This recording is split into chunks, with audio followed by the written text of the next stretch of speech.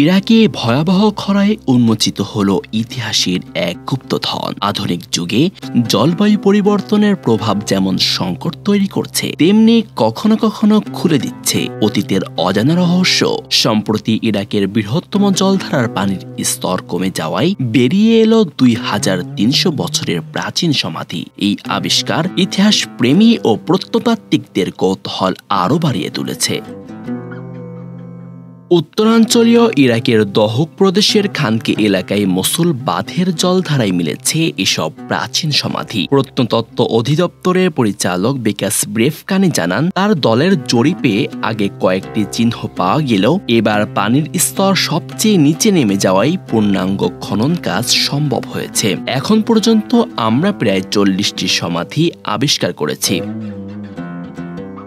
আল জাজিরার প্রতিবেদনে জানা যায়, এগুলো হেলেনিস্টিক ও সেলেউসিড যুগের সমাধি, যা ইরাকের সমৃদ্ধ ইতিহাসের এক অমূল্য দলিল। 1933 সালের পর এটি ইরাকের সবচেয়ে শুষ্ক বছর। এদিকে টাইগ্রিস ও ইউফ্রেটিক্স নদীর পানির প্রবাহ কমে গেছে প্রায় 27%, ফলে দেখা দিয়েছে মানবিক বিপর্যয়।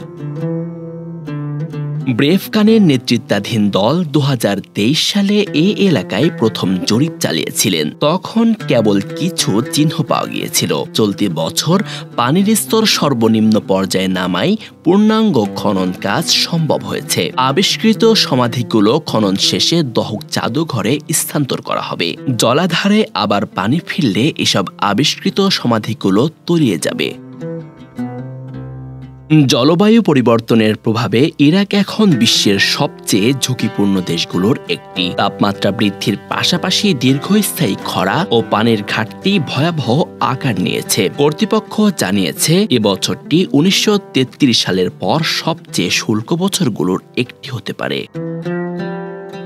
ইরাকের বৃহত্তম জলধারার তলদেশে লুকিয়ে থাকা হেলেনীয় যুগের সমাধিগুলো শুধু অতীতের ইতিহাসকেই নতুন করে উন্মোচন করছে না, বরং জলবায়ু পরিবর্তনের ভয়াবহ বাস্তবতাও সামনে নিয়ে আসছে। তবে প্রশ্ন থেকে যায়, প্রকৃতির এই সংকট মোকাবেলা করতে গিয়ে আমরা কি ইতিহাস রক্ষায় আরও সচেতন হতে পারবো?